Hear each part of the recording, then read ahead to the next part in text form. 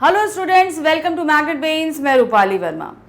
Magnet brains आपको 100% free education देता है। यहाँ पर आपको ना है कोई कूपन खरीदना है, ना कोई पेमेंट करना है और ना ही किसी तरीके के पैकेज को परचेज करना है। आप यहाँ आइए और आराम से जो है 100% फ्री एजुकेशन का लाभ उठाइए। तो इस अच्छी बात के साथ आज का वीडियो हम शुरू करते हैं। आज का वीडियो जो है वो है क्लास 10th कोर्स ए के बच्चों के लिए। मैं आपके लिए आज को आपका डीएवी पब्लिक स्कूल का मिड टर्म का जो है क्वेश्चन पेपर लेकर आई हूँ विद सॉल्यूशन। तो ये हमने आपके लिए मंगवाया है, यहाँ इसका सॉल्यूशन लेकर आई हूँ सिर्फ इसलिए ताकि आपकी प्रैक्टिस हो सके, क्योंकि भाई बोर्ड एग्जामिनेशन का हमें तैयारी तो करनी है ना। तो प्रैक्टिस से बिल्कुल नहीं घबराना है, जहाँ जैसा कोई भी पेपर मिल जाए बस आपको सॉल्व करना है। ठीक है, तो चलिए आज इसको सॉल्व करना शुरू करते हैं। बस ये मान के चलिए कि आपको बोर्ड एग्जामिनेशन की तैयारी करनी है, तो जहाँ पे भी आपको जो कुछ मिल रहा है बस उन क्वेश्चंस के आंसर आपको देते जाना है। तो सबसे पहले जो हमारे पास में आ रहा है वो क्या है, ये DAV public school Jharkhand zone आ का अर्धवार्षिक परीक्षा पत्र है। तो यहाँ पर 2022-23 का है आपका हिंदी। कोड ध्यान रखिएगा 002 हमेशा बताती हूँ। निर्धारित समय 3 घंटा है। अधिकतम मार्क आपके 80 हैं। कुछ निर्देश दिए गए हैं, ध्यान से देखिए। निम्नलिखित निर्देशों को बहुत सावधानी से पढ़िए और उनका अनुपालन कीजिए।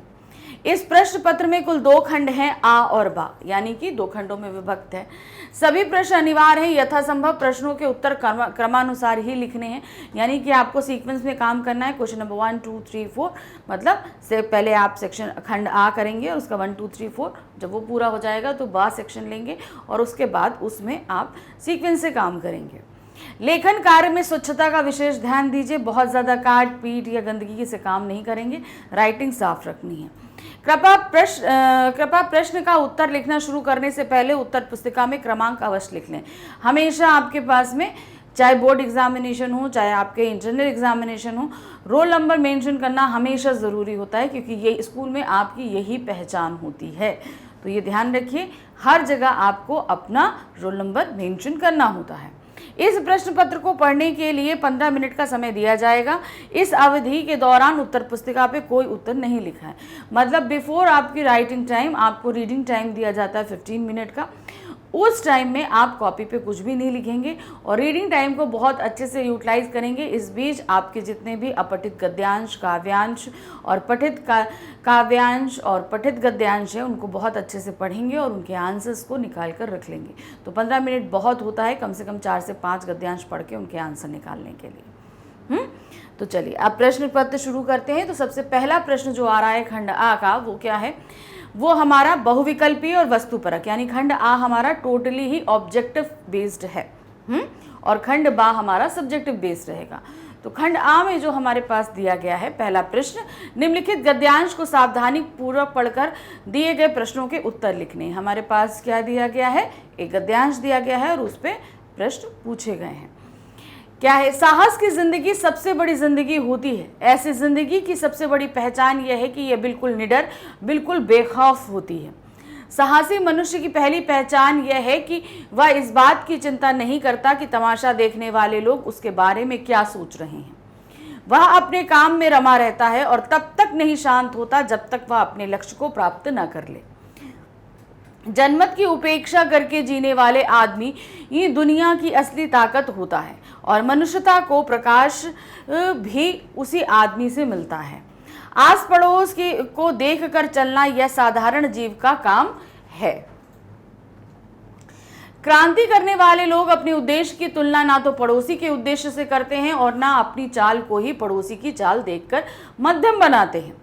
साहसी मनुष्य उन सपनों से भी रस लेता है जिन सपनों का कोई व्यवहारिक अर्थ नहीं है। साहसी मनुष्य अपने उधार नहीं लेता, सपने उधार नहीं लेता। वह अपने विचारों में रमा हुआ अपनी ही किताब पढ़ता रहता है। झुंड में चलना और झुंड में चरना यह भैंस और भेड़ का काम है। सिंह तो बिल्कुल अकेला होने पर भी मग्न हो रहता है। तो यहाँ पर बताया गया है कि एक साहसी पुरुष कैसा होता है, यानी कि साहसी मनुष्य कैसा होता है, तो उसके बारे में हमें यहाँ बताया गया। अब इस पे आधारित प्रश्न है। ये प्रश्न आपके जो है ऑब्जेक्टिव नहीं दिए गए हैं, इनको सब्जेक्टिव बेसिस पे करना है, यानी क्वेश्चन दिया है, हमें आंसर बताना है। क्वेश्चन क्या था, गद्यांश के अनुसार किस बात की चिंता व्यर्थ है। तो गद्यांश के अनुसार हमने क्या पढ़ा है, साहसी मनुष्य। तो साहसी मनुष्य किस बात की चिंता को व्यर्थ मानता है, तो क्या है, गद्यांश के अनुसार इस बात की चिंता व्यर्थ है कि तमाशा देखने वाले लोग साहसी मनुष्य के बारे में क्या सोच रहे हैं, वह बस अपने काम में लगा रहता है। कहने का तात्पर्य है वो ये नहीं देखता कि कोई दूसरा उसके बारे में क्या सोच रहा है, क्या कर रहा है। उसका अपना लक्ष्य निर्धारण है कि उसे क्या करना है और वो उसमें रमा रहता है, उसी को करता रहता है। दूसरा प्रश्न है, साहसी व्यक्ति कैसे चलता है। साहसी व्यक्ति सिंह के समान बिल्कुल अकेला मग्न होकर चलता है। यही बताया गया था ना, कैसे चलता है, वो कभी झुंड में नहीं चलता, वो हमेशा जो है मग्न होकर अकेला चलता है।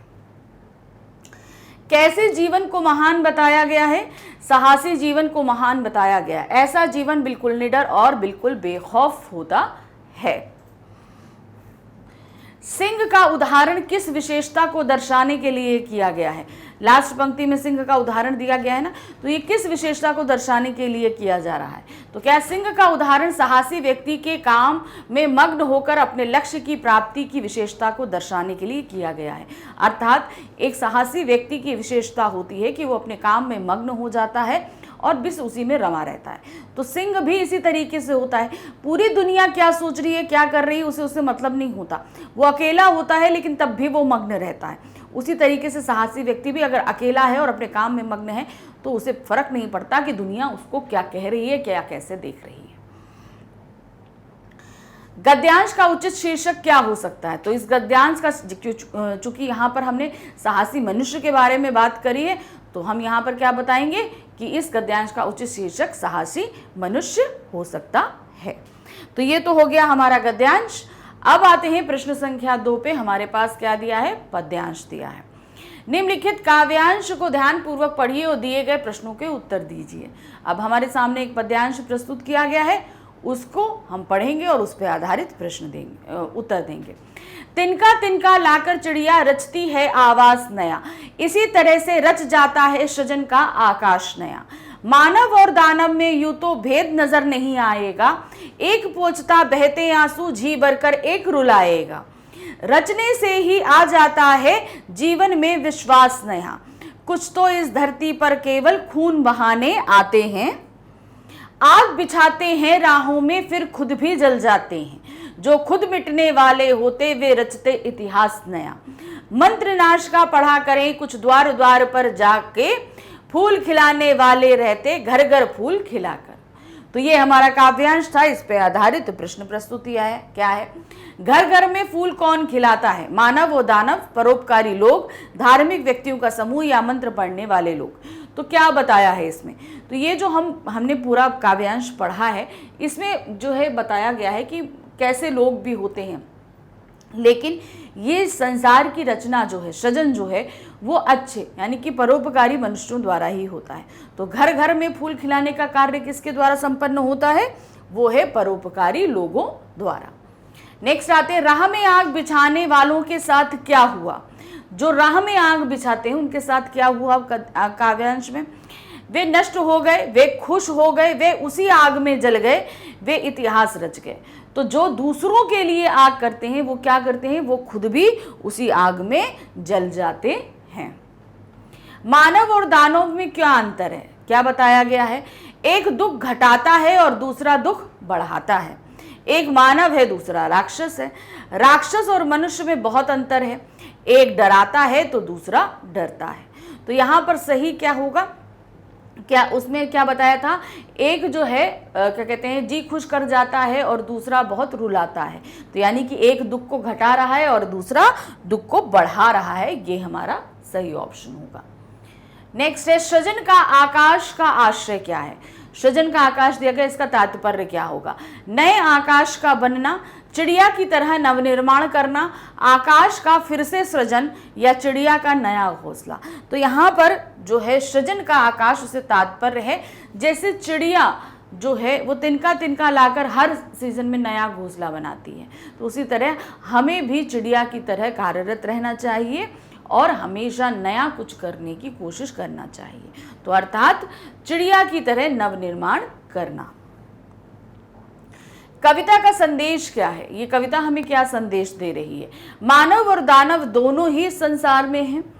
दो राहों में आग नहीं बिछाना चाहिए, घर घर में फूल खिलने चाहिए, खुद मिटकर भी दूसरों का भला करना चाहिए। तो यहाँ पर जो ये हमें संदेश दे रही है कविता, वो क्या है? वो है खुद मिटकर भी दूसरों का भला करना चाहिए। अर्थात हमें कभी किसी का बुरा नहीं करना चाहिए।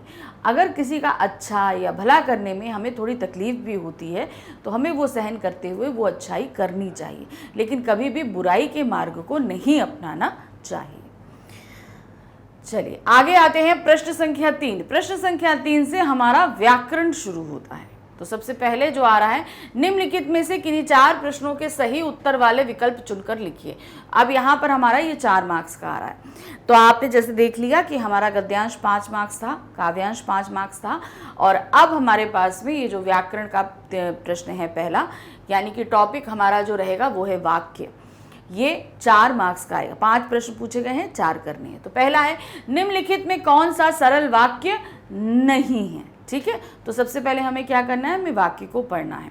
अंतरा अपने विद्यालय नहीं जाने के बारे में बता रही थी। अंतरा विद्यालय ना जाने के कारण पर बात कर रही थी। अंतरा विद्यालय नहीं गई पर क्यों, यह पता नहीं। अंतरा ने किसी को अपने विद्यालय ना जाने के बारे में नहीं बताया। तो अब आप यहाँ पर देखेंगे कि कौन सा, जैसे सरल वाक्य क्या रहता है? सिंपल एक सेंटेंस रहता है, लेकिन जब हम संयुक्त या मिश्र वाक्य की बात करते हैं तो हमेशा सेंटेंस जो हमारा वाक्य है वो 2 भाग में बटा होता है। तो यहाँ पर हम देख रहे हैं अंतरा विद्यालय नहीं गई पर क्यों, यह पता नहीं। तो ये हमारा 2 सेंटेंस में बटा है और ये संयुक्त वाक्य है, इसलिए ये हमारा क्या है? सरल वाक्य नहीं है। नेक्स्ट आते हैं, वह पुस्तक कहाँ है जो कल खरीदी थी? रेखांकित उपवाक्य का भेद बताइए। तो अब यहाँ पर आप देख रहे हैं वह पुस्तक कहाँ है, ये तो हम किसके बारे में बात कर रहे हैं? कोई पुस्तक है उसके बारे में। अब उस पुस्तक की विशेषता क्या थी कि जो हमने कल खरीदी थी। ठीक है, क्या विशेषता है? कि हमने उसे कल खरीदा था। तो और अंडरलाइन भी वही है जो कल खरीदी थी। तो सीधे सीधे ये हमारा क्या होगा? ये होगा हमारा विशेषण आश्रित उपवाक्य। नेक्स्ट आते हैं, जब मजदूरों ने गड्ढा खोद लिया तब वे चले गए। वाक्य का संयुक्त रूप पे है। क्या है? जब मजदूरों ने गड्ढा खोद लिया तब वे चले गए, वाक्य में संयुक्त रूप है। तो इसका क्या होगा? मजदूर गड्ढा खोदकर चले गए। तो आपने देखा जब ये ऊपर मिश्र वाक्य दिया है, बनाना हमें संयुक्त वाक्य है। तो मजदूर गड्ढा खोदकर चले गए, ये सरल वाक्य है। मजदूरों ने गड्ढा खोदा और चले गए, ये हमें संयुक्त लग रहा है। आते हैं, जैसे ही मजदूरों ने गड्ढा खोदा चले गए, तो ये हमारा क्या आ रहा है? ये तो मिश्र वाक्य है। मजदूरों ने अपना कार्य किया और चले गए, तो यहाँ पर ये भी संयुक्त वाक्य है, लेकिन जो हमें वाक्य दिया गया है ये उससे मैच नहीं कर रहा है, क्योंकि उन्होंने काम कर लिया और चले गए, लेकिन यहाँ क्या काम किया? उन्होंने गड्ढा खोद लिया। तो सही हमारा क्या है? मजदूरों ने गड्ढा खोदा और चले गए, ये हमारा सही संयुक्त वाक्य होगा। अब आते हैं प्रश्न संख्या 4 पे। लाभदायक कार्य करो वाक्य का मिश्र रूपांतरण होगा। क्या है? लाभदायक कार्य करो, ये हमें करना है किसमें? मिश्र वाक्य में तब्दील करना है। तो लाभ वाला कार्य करो, ये तो सरल दिख रहा है। वही कार्य करो जो लाभदायक हो, तो ये हमें लग रहा है कि ये मिश्र वाक्य है, लेकिन तब भी आगे बढ़ते हैं। लाभ वाला कार्य करो, सरल वाक्य। ऐसा कार्य करो जिसमें लाभ हो। तो अब देखिए, ये और ये दोनों हमारा मिश्र वाक्य के अंतर्गत आ रहा है। अब आप यहाँ कंफ्यूज होते हैं कि कौन सा लगाएं। तो इस कंडीशन में आपको देखना क्या है कि वाक्य क्या है? लाभदायक कार्य करो, लेकिन यहाँ है ऐसा कार्य करो जिससे लाभ हो, और दूसरा क्या है? वही कार्य करो जो लाभदायक हो। तो यहाँ पर जो हमारा एकदम सटीक मिल रहा है वो है खा। यहाँ पर लाभदायक वर्ड हमने इस्तेमाल कर लिया है। हमें मोस्टली जो है ना, जैसा वाक्य है उसी में, मतलब बहुत ज़्यादा तब्दीली नहीं करनी कि वाक्य पूरी तरीके से बदल जाए। थोड़ा बहुत चेंजेस कर सकते हैं, लेकिन मोस्टली हमें वही रखने होते हैं। लेकिन यहाँ पे तो काफ़ी हद तक चीज़ें बदल गई हैं, इसलिए हमने इसको गलत कर दिया। और ये सही क्यों? क्योंकि ये काफ़ी हद तक हमारा जो वाक्य हमें दिया गया था क्वेश्चन के रूप में वो उससे मिलता जुलता है। चलिए नेक्स्ट आते हैं। जैसे ही गार्ड ने हरी झंडी दिखाई गाड़ी चल दी, वाक्य का भेद है, क्या है? जैसे ही गार्ड ने हरी झंडी दिखाई गाड़ी चल दी, वाक्य का भेद क्या होगा, हमें ये बताना है। तो सरल वाक्य है, मिश्र वाक्य है, संयुक्त वाक्य है या देशज वाक्य। तो आप ये तो मान कर लो देशज वाक्य तो होता ही नहीं है, तो ये तो हमारा पहले करेक्ट हो गया। अब हमारे पास में बच रहा है हमारे 3। तो अब क्या है, यहाँ पर आप देख रहे हैं कि जैसे ही गार्ड ने झंडी दिखाई, पहला ही वाक्य हमारा क्या है, ये अपूर्ण वाक्य है, मतलब इसको पढ़ने के बाद लग रहा है कि कुछ आगे है। तो हमें ये व्याधिकरण जैसे हमारा क्या होता है, व्याधिकरण अव्यय होता है। तो सिंपल ये हमारा होगा मिश्र वाक्य। नेक्स्ट आते हैं, दिए गए प्रश्नों के निर्देशानुसार उत्तर दीजिए। अब हम प्रश्न संख्या 4 में आ गए और प्रश्न संख्या 4 में भी हमारे पास में प्रश्न दिए गए हैं। ये है वाच्य पर आधारित 4 प्रश्न हैं और 1-1 मार्क्स के सब दिए गए हैं। चलिए सॉल्व करते हैं। क्या है, कर्ता के भाववाच्य की पहचान करनी है, हमें क्या करना है, भाववाच्य की पहचान। अब इसके कुछ चिन्ह होते हैं, कर्ता के साथ से के द्वारा चिन्ह लगा होता है। अब अगर कर्ता के साथ से और के द्वारा चिन्ह लगा होता है तो वो कौन सा वाच्य होता है, वो तो कर्मवाच्य होता है। तो ये हमारा गलत है। क्रिया अकर्मक होती है और दूसरा है उपरोक्त दोनों। तो यहाँ पर सही क्या है, भाववाच्य। ठीक है, ने कारक चिन्ह कर्ता में लगा होता है। ठीक है, ये किस में लगा होता है, कर्ता में, और ये लगा होता है कर्म की पहचान है। तो यहाँ पर क्या होगा, क्रिया अकर्मक होती है, ये हमारा भाववाच्य की पहचान है। भाववाच्य में क्रिया हमेशा अकर्मक होगी, क्योंकि अगर हम सकर्मक क्रिया देंगे तो वहां पर कर्मवाच्य की प्रधानता हो जाती है। हमेशा क्रिया अकर्मक ही रहती है, ये हमारा सही है।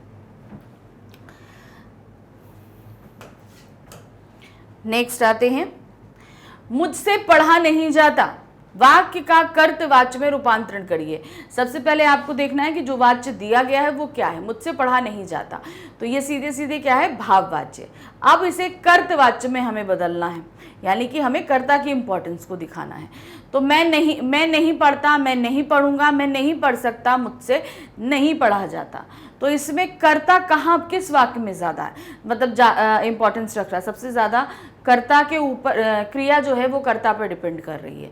तो यहाँ पर क्या है, मैं नहीं पढ़ूंगा, ये हमारा मुझसे नहीं पढ़ा जाता का एकदम सटीक कर्तवाच्य होगा। नेक्स्ट आते हैं, निम्नलिखित में कर्तवाच्य वाक्य है, निम्नलिखित में कर्तवाच्य वाक्य है, कौन सा कर्तवाच्य बताना है। बालिका सो रही है, क्या वे सोएंगे, बालिका द्वारा सोया जाएगा, उपयुक्त कोई नहीं। तो यहां पर आप देख रहे हैं कर्तवाच्य का सीधे सीधा है बालिका सो रही है, ये हमारा सही उदाहरण है। नेक्स्ट आते हैं, कर्मवाच्य की मुख्य विशेषता होती है। कर्मवाच्य की विशेषता क्या होती है, इसमें कर्म प्रधान होता है, कर्ता गौड़ होता है, उपर्युक्त दोनों या कर्ता प्रधान होता है। तो यहाँ पर कर्मवाच्य की प्रधानता होती है कि कर्म प्रधान होता है और कर्ता गौड़ होता है। कर्ता रहता है लेकिन उसकी इंपॉर्टेंस नहीं रहती, क्योंकि क्रिया कर्म पे डिपेंड रहती है। तो इसलिए यहाँ पर क्या होगा, उपर्युक्त दोनों, यानी कि का और खा हमारा दोनों ही कर्मवाच्य की पहचान है। नेक्स्ट आते हैं, आपका काम कर दिया गया है, वाक्य किस वाच्य से संबंधित है। अब आप यहाँ पर क्या देख रहे हैं, आपका काम कर दिया गया है। अब हमें बताना है इसमें कौन सा वाच्य है, कर्म, कर्त, अकर्त या भाववाच्य। तो अकर्त वाच्य तो होता ही नहीं, तो ये हमारा गलत हो गया। हमारे पास 3 वाच्य बचे हैं। तो यहाँ पर आप देख रहे हैं, आपका काम कर दिया गया है, क्रिया संपन्न हो गई। अब क्रिया किस पे डिपेंड है, आप देख रहे हैं, कर दिया गया है। ठीक है, क्या है, आपका काम कर दिया गया है। तो ऑब्वियस सी बात है कि ये कर दिया गया है, तो ये जो बोल रहा है उस पर डिपेंड कर रहा है। यानी आपका काम कर दिया गया है, तो ये क्या हो गया, सीधे सीधे जिसने बोला है, यानी कि ये जिसने बोला है वो यहाँ पर गौड़ हो गया। अब वो तो यहाँ पे दिखाई नहीं दे रहा। तो अगर यहाँ बोलता कि मैंने आपका काम कर दिया है, सिंपल इसको ऐसे समझिएगा, अगर हम बोल देंगे यहाँ पर मैंने आपका काम कर दिया है, तो क्रिया हमारी मैंने पर डिपेंड होती, तब ये कर्तवाच्य होता। अब चूंकि ये तो है ही नहीं मेरे पास में, ये गौड़ हो गया, तो क्या है, काम पर डिपेंड हो गई। क्रिया किस पे डिपेंड हो गई, हमारी काम पर डिपेंड हो गई, तो यहां पर सीधे सीधे ये क्या हो जाएगा, कर्मवाच्य हो जाएगा। तो यहां पर ये चीज़ आपको ये समझनी है कि सेंटेंस में जो चीज़ दिख रही है हमें उसी पे डिपेंड करना है। अगर आप बोलो कि हिडन चीज़ पे हम उसको डिपेंड कर देंगे तो ये ऐसे नहीं होगा। मैंने आपका काम कर दिया है, तब अगर होता तो कर्तवाच्य, क्योंकि यहाँ पर कर्ता मौजूद था। चूंकि अब यहाँ पे कर्ता है ही नहीं, ठीक है, अब आपका काम कर दिया गया है, तो कर दिया गया यानी कि कर्म है, तो कर्म हमारा क्या है, काम है, तो सीधे सीधे ये क्या हो गया, कर्मवाच्य हो जाएगा। चलिए नेक्स्ट आते हैं। अब है प्रश्न संख्या 5, निम्नलिखित प्रश्नों के सही विकल्प चुनकर लिखें। अब यहाँ पर हमारा जो व्याकरण का नेक्स्ट टॉपिक है पद परिचय, वो दिया गया है। 4 प्रश्न करने हैं, आपका 1-1 मार्क्स के सभी प्रश्न रहेंगे। क्या है, बाढ़ से जनजीवन अस्त व्यस्त हो जाता है, रेखांकित पद परिचय होगा। अस्त व्यस्त यहाँ पर हो जाता है यानी क्रिया पर डिपेंड कर रहा है, और क्रिया की विशेषता बताने वाले शब्द क्या कहलाते हैं, क्रिया विशेषण। तो क्रिया विशेषण के अलावा जितने भी हैं हम वो ऑप्शन कट कर देंगे। तो आप यहाँ पर देख रहे हैं सार्वनामिक विशेषण गलत है, सार्वनामिक विशेषण ये भी नहीं है, दूसरा गुणवाचक उत्तर व्यवस्था ये भी नहीं है। तो सही सी हमारा क्या हुआ, रीतिवाचक काल विशेषण यानी कि हो जाता क्रिया का कर्ता है।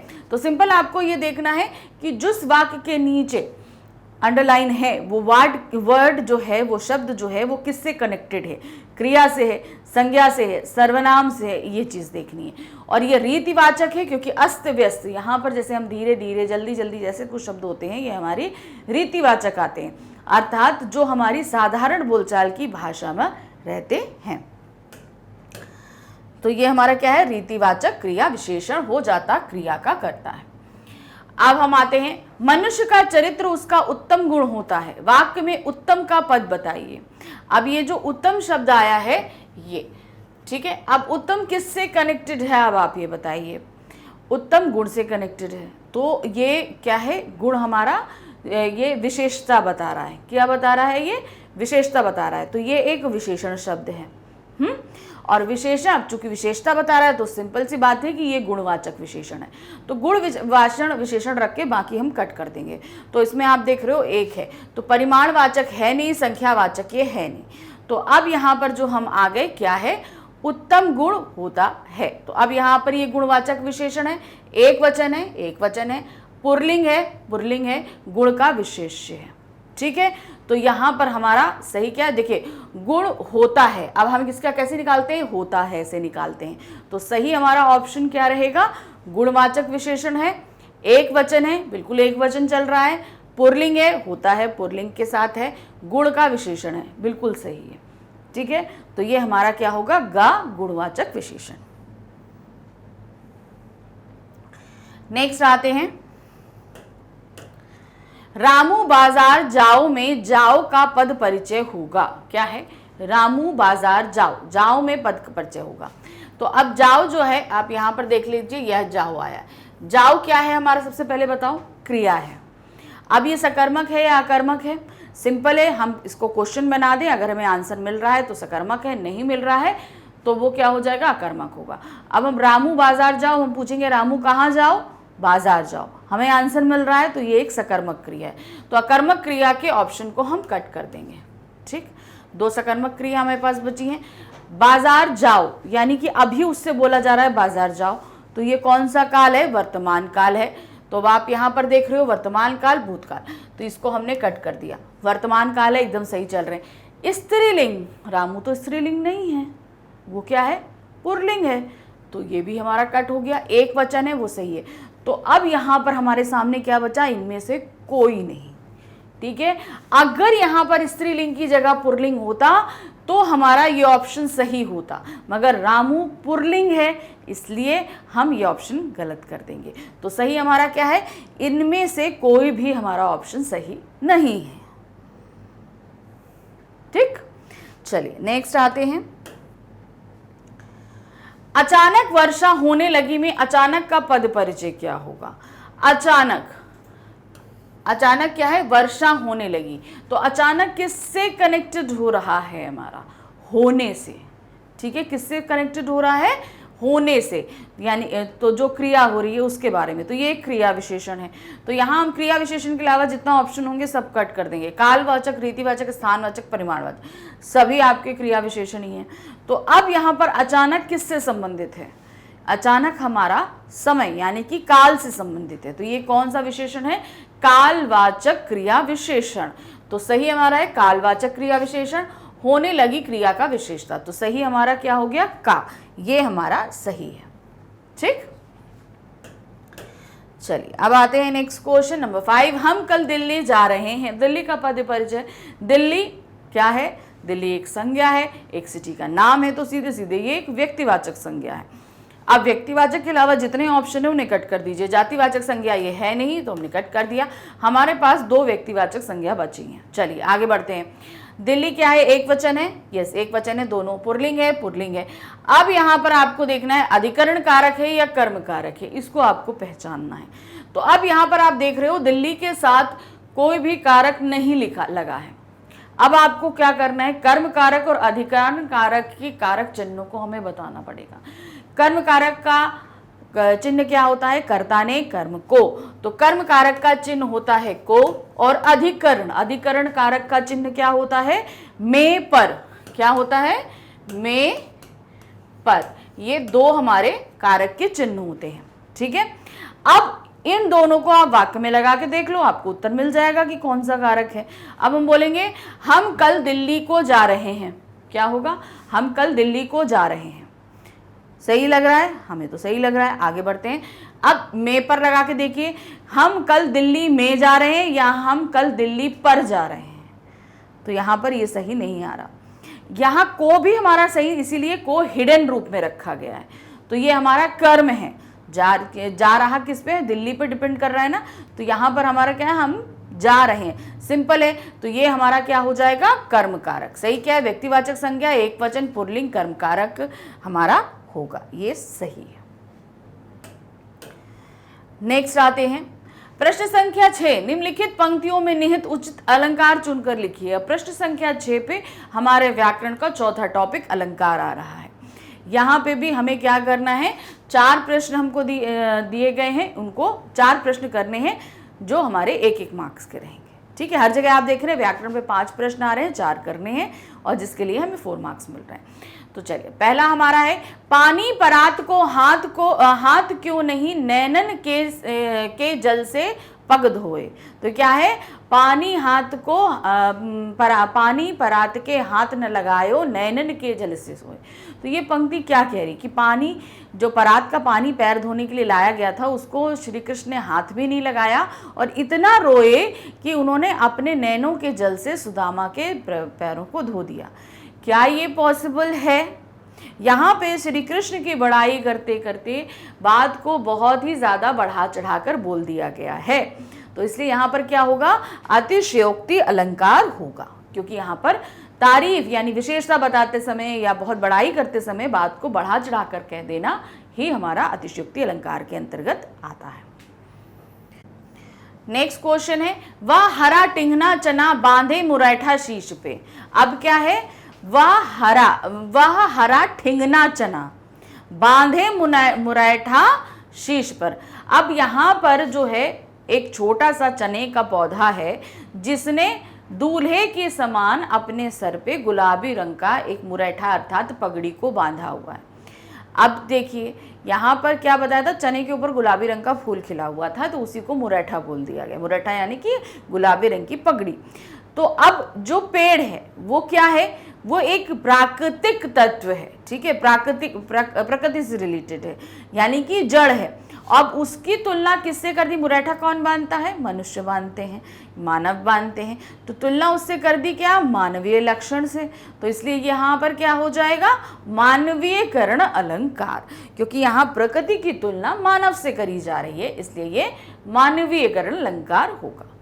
नेक्स्ट आते हैं, पानी गए न उबरे मोती मानस चून। तो यहाँ पर मोती मानुस चून, इन तीनों को जो है क्या किया गया है? इन तीनों को एक ही से कनेक्ट किया गया है। जहां एक ही शब्द के कई मतलब चिपके हों वहां पर हमारा क्या कौन सा अलंकार रहता है? यानी कि वहां हमारा रहता है श्लेष अलंकार। यानी कि मोती के लिए पानी चमक है, मनुष्य के लिए पानी सम्मान है, चूने के लिए पानी अस्तित्व है। तो यहाँ पर एक ही शब्द से 3 अर्थ चिपके हुए थे, इसलिए यहाँ पर क्या होगा, श्लेष अलंकार होगा।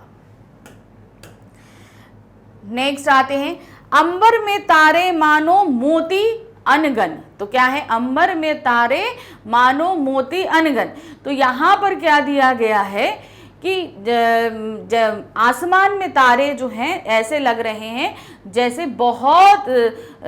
बहुत सारे मोती, अनगिनत मोती। तो यहाँ पर आपको सपोज करने की बात करी जा रही है, मान लो जैसे बहुत सारे मोती। तो हम सपोज करने का काम किस अलंकार में करते हैं, और साथ ही साथ एक अलंकार होता है जिसमें मानो, जानो, मनहु, जनहु, ज्यों त्यों जैसे शब्दों का इस्तेमाल किया जाता है। जहां पर हम सपोज करने के लिए चीज़ों को बोलते हैं वो अलंकार हमारा होता है उत्प्रेक्षा अलंकार। तो यहाँ पर मानो शब्द के कारण हम ये पहचान रहे हैं कि ये उत्प्रेक्षा अलंकार है। नेक्स्ट है, तुम्हारी यह दंतुरित मुस्कान मृतक में भी डाल देगी जान। अब यहाँ पर छोटे से बच्चे के जो हैं जब दांत निकले हैं तो कवि उनकी मुस्कान को देखकर बोल रहे हैं कि तुम अगर मुस्कुरा दो तो तुम्हारी मुस्कान जो है देखकर मृतक भी जीवित हो उठेगा। क्या ये पॉसिबल है? जो मर गया वो मुस्कान को देखकर जीवित हो जाएगा।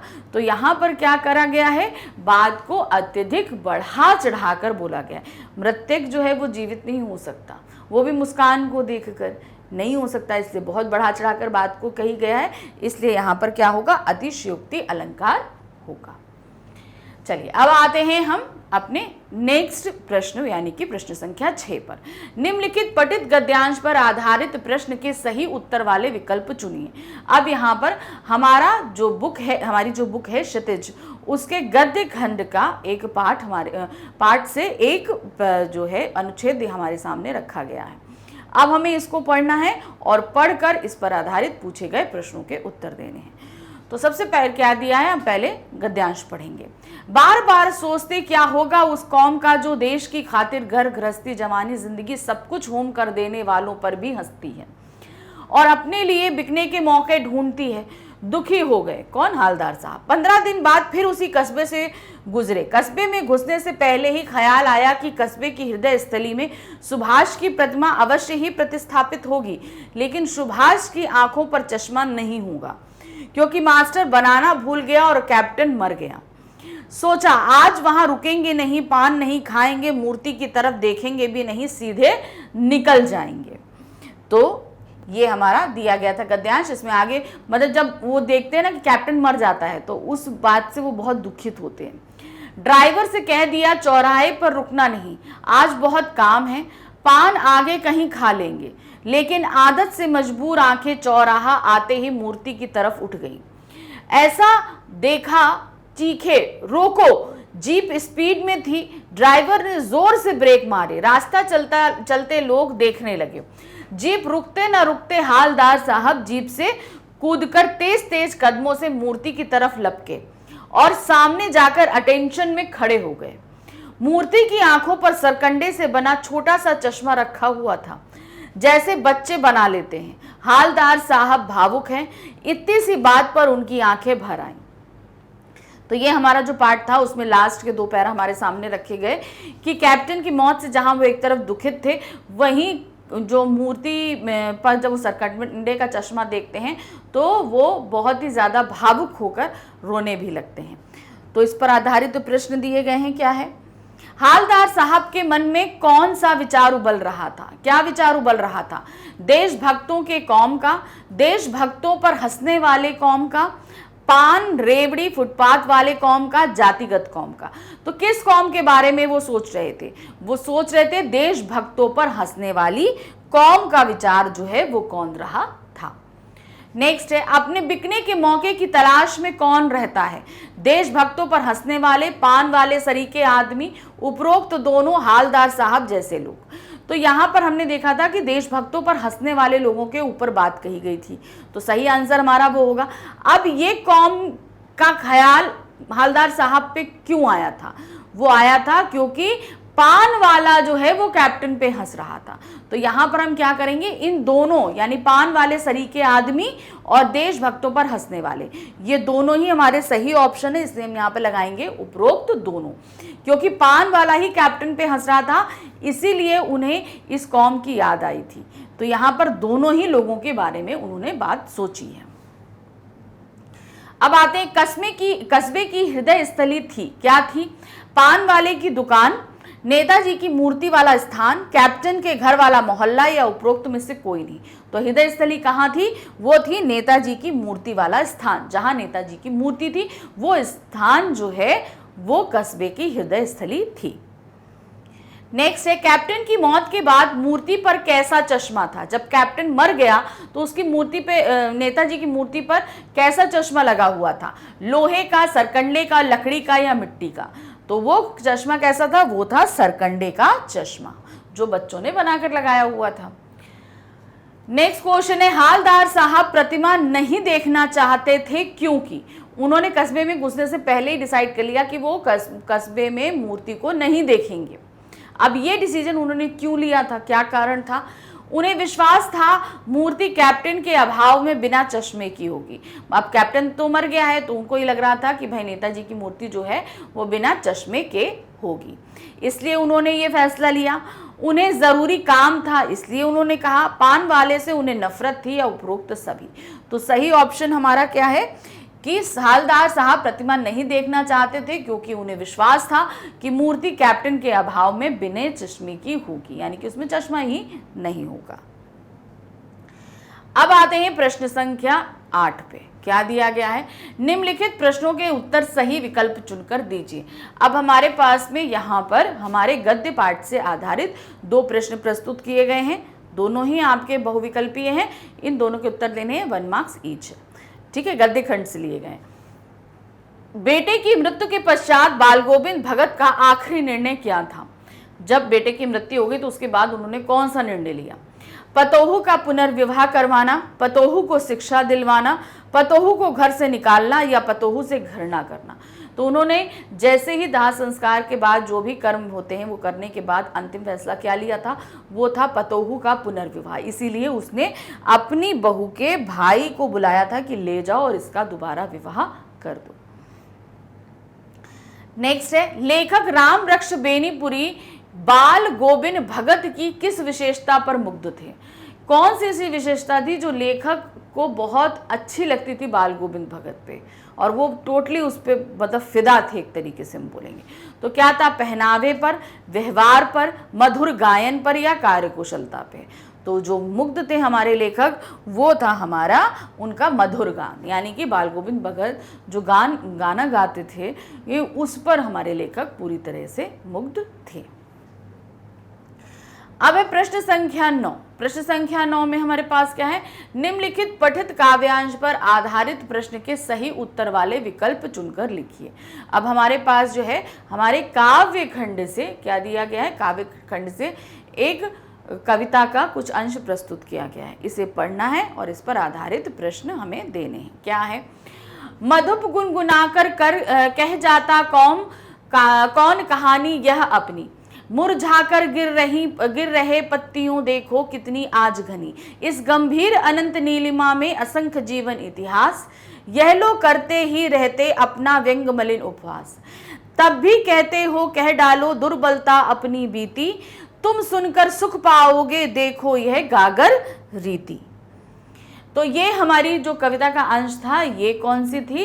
ये था हमारा आत्मकथ्य, यानी जयशंकर प्रसाद जी की आत्मकथ्य से लिया गया है। अब इस पर प्रश्न क्या है?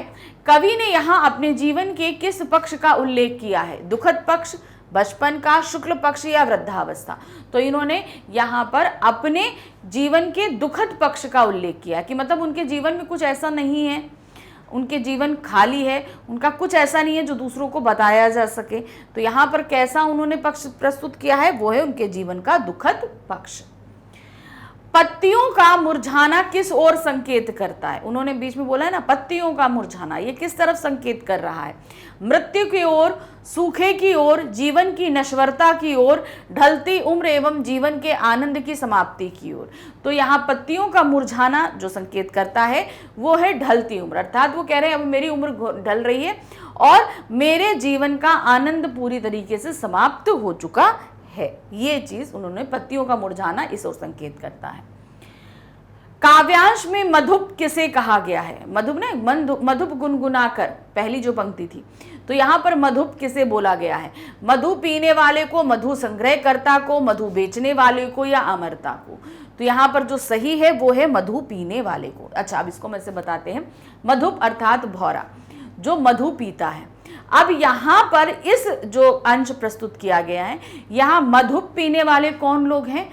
जो आत्मकथा को पढ़ेंगे, अर्थात यहाँ पर जो लोग अपनी आत्मकथा लिखते हैं वहाँ पर हम पढ़ते हैं और आनंद प्राप्त करते हैं, यानी कि मधु का ग्रहण करते हैं। तो यहाँ पर मधुप कौन हो गए? जो मेरी आत्मकथा को पढ़ेंगे। तो यहाँ पर मधुप भौरे से तात्पर्य नहीं है, यहाँ तात्पर्य मधुप उन लोगों से है जो आत्मकथा को पढ़कर आनंद प्राप्त करेंगे, उन लोगों से है। तो सीधे सीधे यहाँ हो जाएंगे मधुप यानी मधु ग्रहण करने वाले, अर्थात आत्मकथा को पढ़कर आनंद प्राप्त करने वाले लोगों से तात्पर्य है। नेक्स्ट है, काव्यांश में गागर रीति किसे बोला गया? उन्होंने बोला ना गागर रीति, इसका क्या तात्पर्य है? भावपूर्ण जीवन को, अपने रिक्त जीवन को, घड़ा संस्कृति को, अंधकार में जीवन को। तो यहाँ पर गागर रीति से तात्पर्य हमारा कवि का जो है वो है अपने रिक्त जीवन को, अर्थात उनकी जो गागर है, यानी कि गागर मतलब उनका पूरा जीवन का जो अभी तक का सार है वो पूरी तरीके से खाली है। कहने का तात्पर्य है कि उनके जीवन में ऐसा कुछ नहीं है जो वो आत्मकथा में लिखें जिससे लोग प्रेरणा प्राप्त करें। तो उन्होंने अपने जीवन को क्या बताया? गागर रीति, अर्थात खाली घड़ा, इसके अंदर कोई ऐसी चीज नहीं है जिसको देखकर या पढ़कर लोग प्रेरणा प्राप्त करें और अपने जीवन में उसे उतारने की कोशिश करें, इसलिए उन्होंने अपने जीवन को गागर रीति बोला है। नेक्स्ट है, प्रस्तुत पंक्तियां किस काल की रचना है? तो ये जो प्रश्न है ये पूछा गया है काल, तो हिंदी साहित्य जो है वो हमारे अलग अलग कालों में विभक्त है। अब चूंकि यहाँ पर जैसे दिया गया है भक्ति काल, आदिकाल, रीतिकाल, आधुनिक काल, तो यहाँ पर जयशंकर प्रसाद जी जो हैं वो आधुनिक काल के कवि हैं, ठीक है। तो यहाँ पर आधुनिक काल हमारे सामने ऑप्शन नहीं है, तो इसलिए हम इसको टिक नहीं कर सकते हैं। अब हम आते हैं, वो एक छायावादी कवि रहे हैं, तो यहाँ पर हम इसको क्या बोल सकते हैं? छायावाद युग के रचना हम इसको बोल सकते हैं। तो सही ऑप्शन हमारा क्या रहेगा यहाँ पर? छायावाद। काल, जो इन्होंने क्वेश्चन में काल पूछा है वो काल यहाँ डिफाइन नहीं हो रहा है क्योंकि ऑप्शन में वो चीज नहीं दी गई है, ठीक है। क्यों? क्योंकि अगर यहाँ पे काल होता तो आधुनिक काल हम कहते तो सही होता, लेकिन कवि यहाँ पर चूंकि छायावाद के हैं इसलिए हम इनको छायावाद सही ऑप्शन टिक करेंगे। नेक्स्ट आते हैं प्रश्न संख्या 10। निम्नलिखित प्रश्नों के उत्तर सही विकल्प चुनकर लिखिए। अब यहाँ पर काव्य, जो हमारा काव्यखंड, क्षितिज का जो काव्यखंड है, उन सभी पाठों में से आपकी कोई कविता का कुछ जो कविताएं जो दी गई हैं उसी पे आधारित यहाँ पर 2 प्रश्न प्रस्तुत किए गए हैं। प्रश्न संख्या 10 में 1 या 2 प्रश्न हैं, दोनों के 1-1 मार्क्स के हैं। क्या दिया है? किस योग के लिए गोपियों के पास कोई स्थान नहीं है? कौन सा योग है ऐसा जिसके लिए गोपियों ने बोला मेरे पास स्थान नहीं है? कर्म योग, ज्ञान योग, धन योग या मन योग? तो कौन सा योग संदेश बोला था उन्होंने बोला था कर्म योग के लिए। तो उन्होंने बोला कि हमें पास कर्म योग के लिए कोई भी स्थान नहीं है। नेक्स्ट आते हैं, कृष्ण की तुलना किससे की गई है? हारिल पक्षी से, लकड़ी से, कमल के पत्ते से या कड़वी ककड़ी से? तो यहाँ पर क्या बताया गया है? यहाँ पर कृष्ण की तुलना, तो कृष्ण की तुलना जो है वो किससे की गई है? लकड़ी से की गई है। अब हम इसको बताते हैं कैसे, देखिए। गोपियों ने अपने आप को हारिल पक्षी बोला और श्री कृष्ण को लकड़ी बोला। क्यों? जिस तरीके से हारिल पक्षी लकड़ी को अपने जीवन का एकमात्र सहारा समझ के हमेशा पकड़े रहता, उसी तरह गोपियों ने लकड़ी को एकमात्र सहारा गोपियों ने श्री कृष्ण को एकमात्र सहारा बांधकर उन्हें पकड़ा हुआ है, ठीक है। अब यहाँ पर कमल के पत्ते किसको बताया है? कमल के पत्ते जिस पे पानी की एक बूंद भी नहीं ठहरती, तो यहाँ कमल का पत्ते की तुलना करी गई है उधर से जिनके ऊपर श्री कृष्ण के प्यार की एक भी बूंद टिक नहीं पाई। दूसरा बात, कड़वी ककड़ी की जो समानता जो की गई है, तुलना की गई है, वो किससे की गई है? वो है योग संदेश से। तो इसलिए यहाँ पर सही ऑप्शन है हमारा, लकड़ी से श्री कृष्ण की तुलना की गई है। अब आते हैं हम खंड खा पे। खंड खाम से हमारे वर्णात्मक प्रश्न शुरू हो रहे हैं, यानी कि अब हमें डिटेल में आंसर्स देने हैं। तो क्या है? 11वां प्रश्न है। 11वां प्रश्न, निम्नलिखित प्रश्नों में से किन्हीं 3 प्रश्नों के उत्तर 25 से 30 शब्दों में देने हैं। अब हमारे सामने प्रश्न प्रस्तुत किए गए, इसमें से 3 प्रश्नों के उत्तर हमें 25 से 30 शब्दों में देने हैं।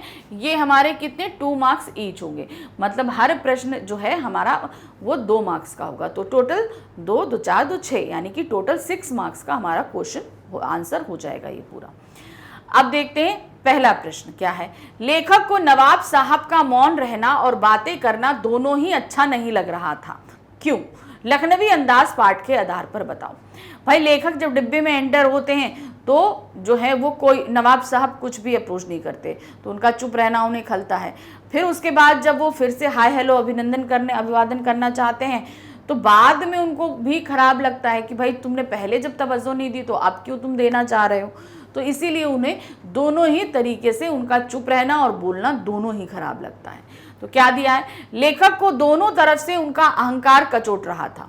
लेखक अपने सामने नवाब को महत्व नहीं देना चाहता था, इसलिए व्यवहारिक प्रक्रिया अभिवादन आदि से बचता रहा और अपेक्षा कर रहा था कि नवाब ही शुरू करें। फिर नवाब ने कुछ सोचकर अभिवादन से संगति करने की पहल की तो ऐसा लगा कि लेखक नवाब को नवाबी ठाट दिखा रहा है, मतलब नवाब जो है वो नवाबी ठाट दिखा रहे हैं। अतः लेखक को नवाब साहब का मौन रहना और बातें करना दोनों ही अच्छा नहीं लग रहा था। सॉरी। नेक्स्ट क्वेश्चन है, लेखिका के व्यक्तित्व पर किन किन व्यक्तियों का किस रूप में प्रभाव पड़ा, एक कहानी यह भी पाठ के आधार पर बताइए। तो मनु भंडारी जी के ऊपर किन किन लोगों का प्रभाव पड़ा ये बताना है। तो उनके माताजी और पिताजी दोनों ही उनके जीवन का प्रभाव पड़ा। तो वो कैसे पड़ा देखिए। लेखिका के व्यक्तित्व पर उनके माता पिता का प्रभाव पड़ा। मां से उन्होंने सहनशीलता सीखी और अपने पिता से जिद। अपने पिता से ही उन्हें इस बात के लिए प्रोत्साहन मिला कि रसोई घर की 4 दीवारी से निकलकर बाहर की दुनिया के बारे में पता किया जाए। तो मतलब पिताजी के कारण उन्हें ये पता चला कि सिर्फ घर की 4 दीवारी ही एक लड़की का संसार नहीं होता, इसके बाहर भी बहुत कुछ होता है। और माँ से उन्हें सहनशीलता के बारे में पता चला कि हम कितने सहनशील हो सकते हैं। तो ये उनके दोनों के व्यक्तित्व से उन्होंने ये सारी चीजें सीखी।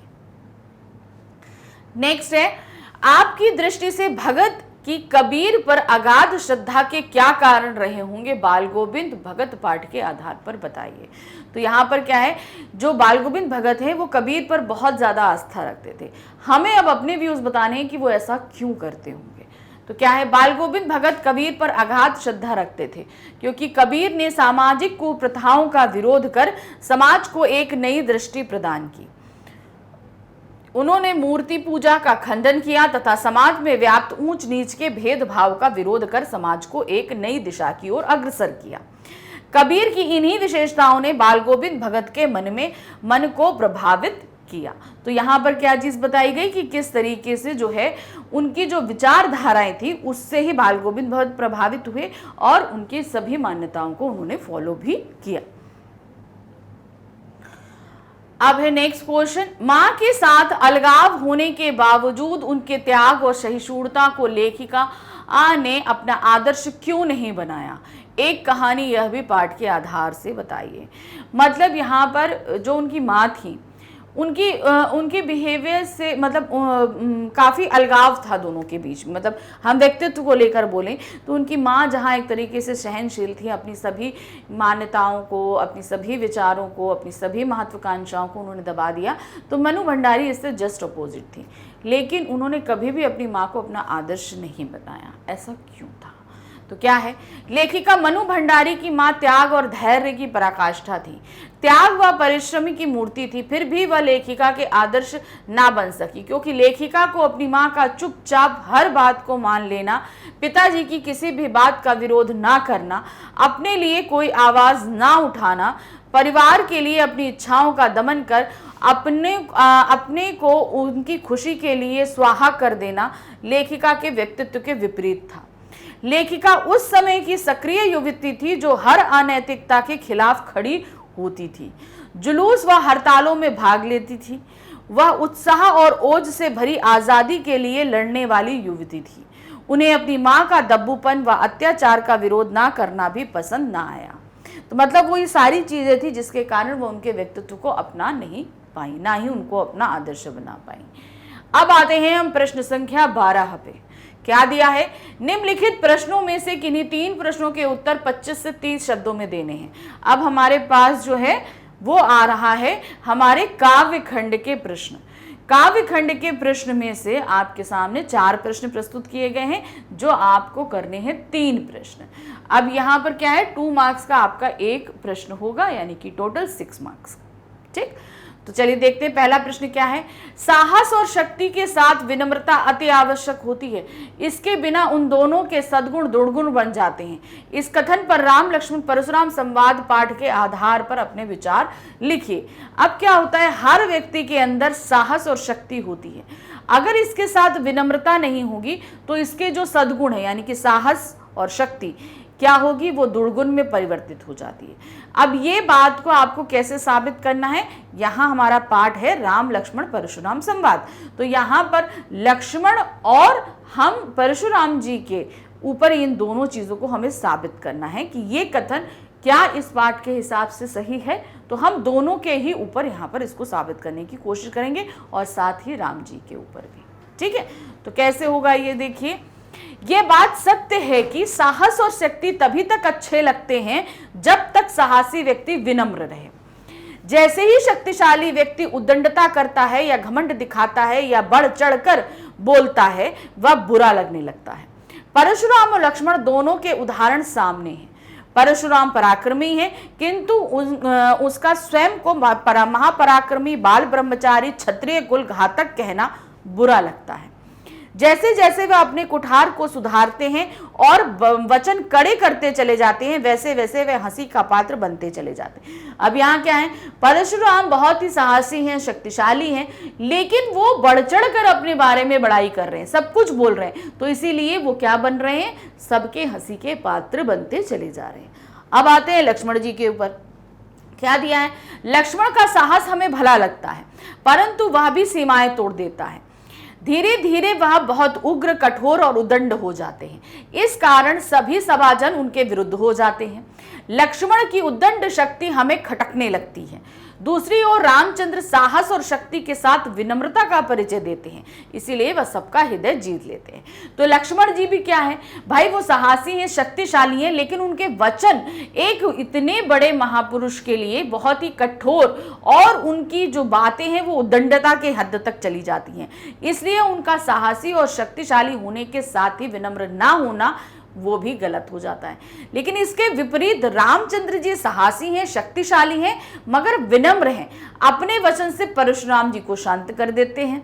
तो यहाँ पर उनका वो क्या है, उनका जो गुण है वो सद्गुण बन जाता है, लेकिन बाकी सबके गुण क्या है, सद्गुण, वो दुर्गुण में तब्दील हो जाते हैं।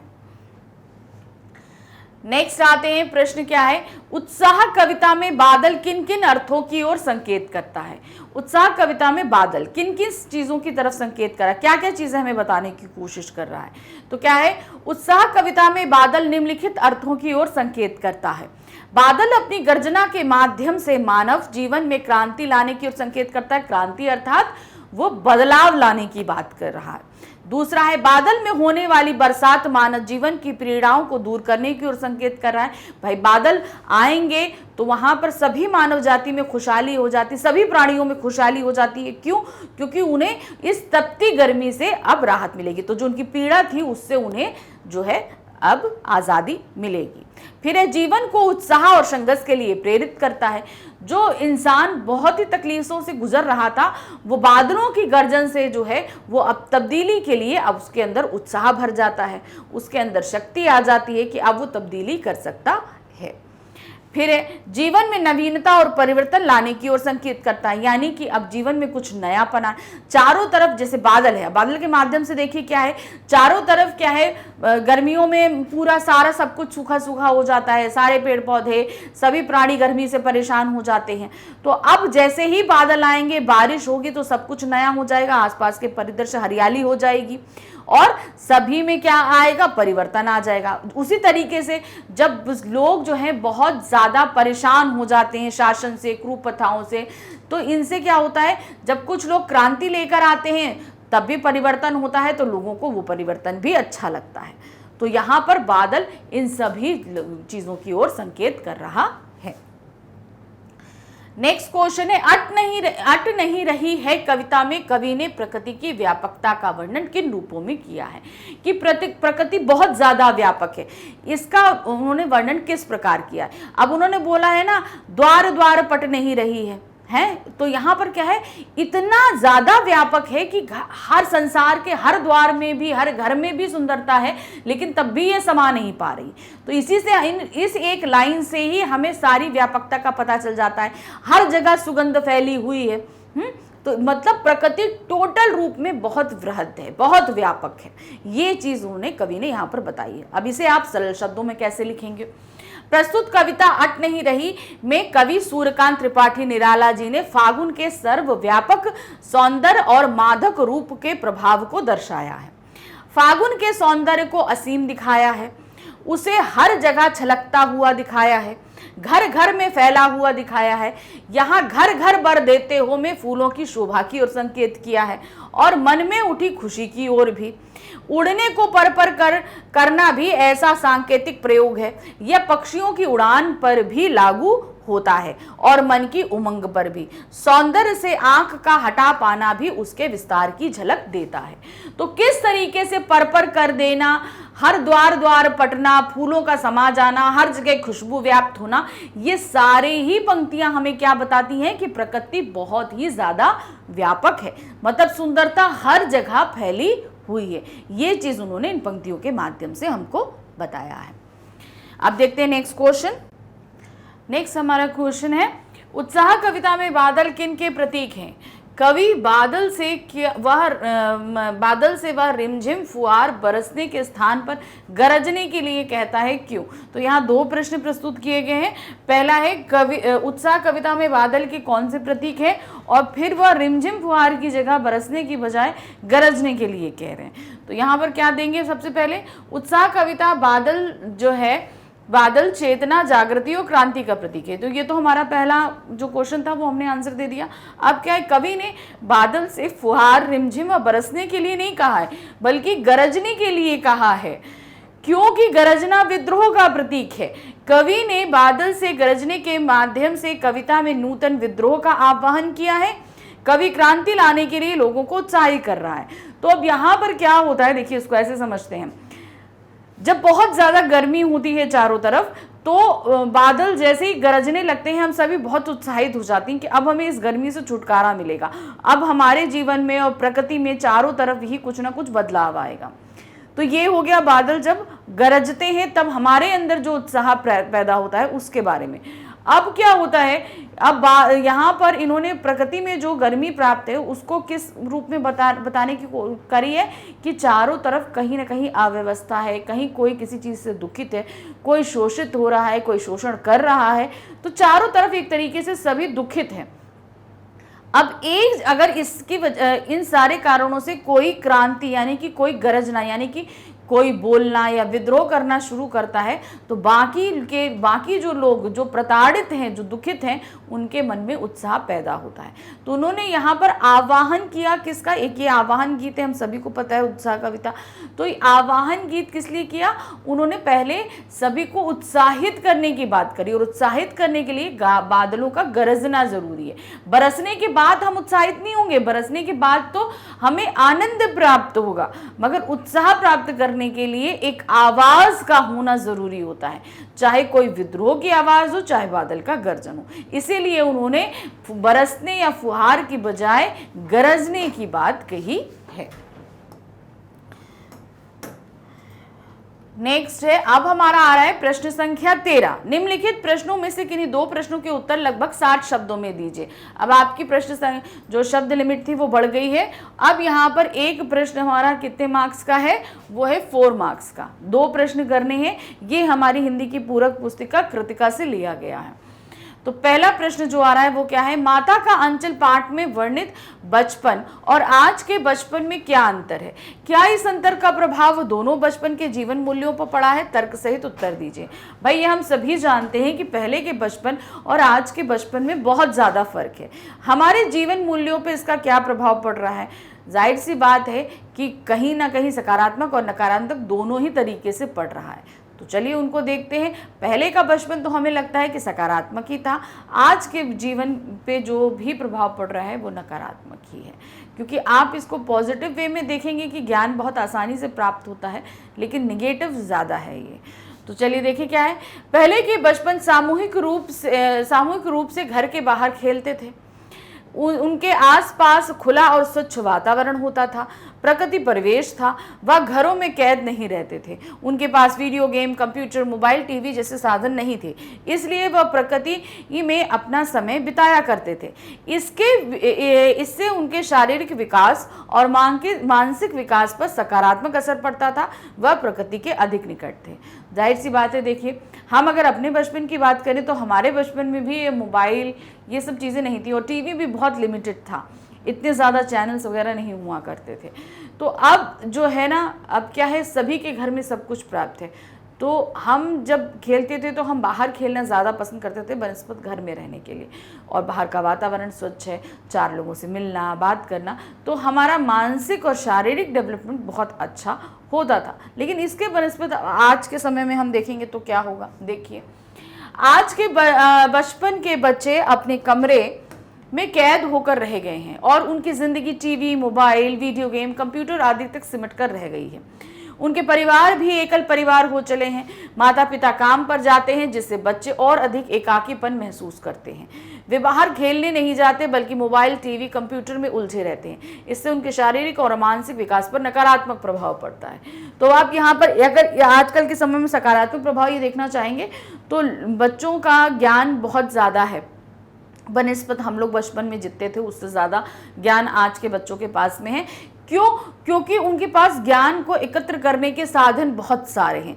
वो जिस चीज़ के बारे में जानना चाहते हैं वो तुरंत जो है इंटरनेट पे गूगल करके पता कर लेते हैं, जान लेते हैं। इवन आप उसका पिक्चर, मोशन, सब सारी चीज़ें आप सब कुछ जान सकते हैं। हमारे पास इतने साधन नहीं थे। तो ये एक पॉजिटिव वे हम बता सकते हैं। दूसरा नेगेटिव वे है कि अब बच्चे बाहर खेलने नहीं जाना चाहते।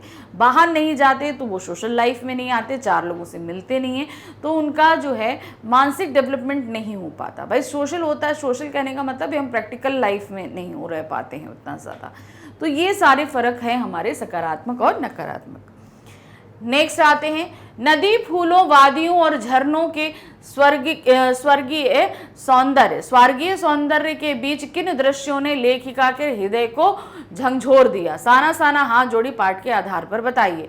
जब वो घूमने निकली, ठीक है, सिक्किम जब वो घूमने निकली तो क्या हुआ, चारों तरफ प्राकृतिक दृश्य तो बहुत था, लेकिन कुछ उन्होंने ऐसा भी देखा जो उनके हृदय तक को झंझोर के रख दिया। वो क्या चीज़ थी? वो थी वो औरतें जो है सड़कों पर काम कर रही थी पीठ पर अपने बच्चों को लाद के।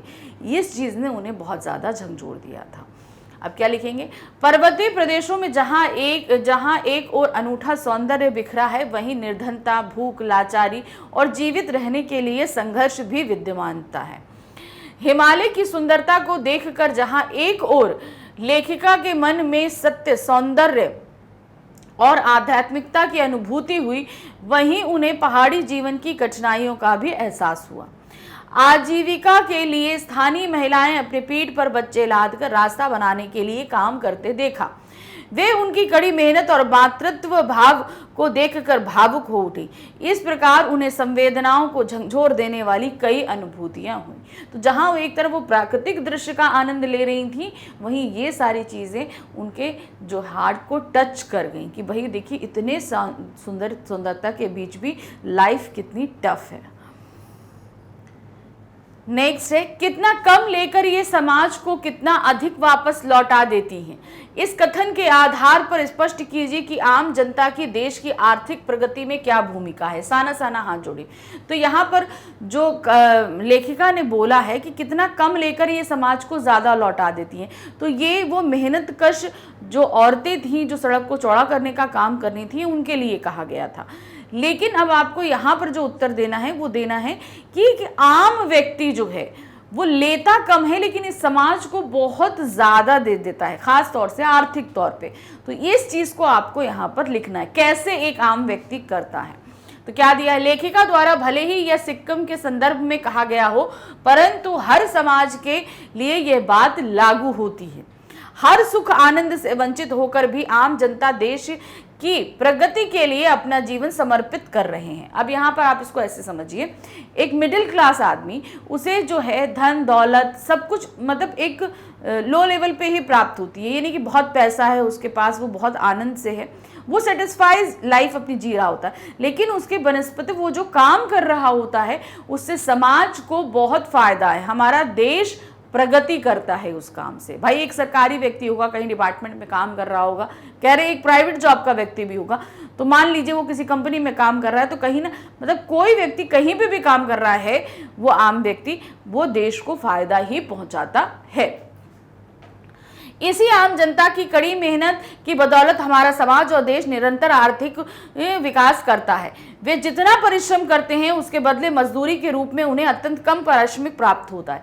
मतलब आम जनता जितना काम करती है उसे परिश्रम के रूप में बहुत कम धन प्राप्त होता है, जितना उन्हें मिलना चाहिए उतना नहीं मिलता, जितना वो दे देते हैं समाज को। यदि यह आम जनता देश के विकास कार्यों में अपना सर्वस्व निछावर ना करती तो देश की प्रगति संभव ना होती। इसीलिए यह कहा गया है कि कितना कम लेकर यह समाज को कितना अधिक वापस लौटा देती है। तो ये हमारा वक्तव्य जो लेखिका ने सिक्किमी औरतों के लिए बोला था वो समाज में हर एक आम व्यक्ति के लिए ऊपर लागू होता है। अब आते हैं प्रश्न संख्या 14 पे।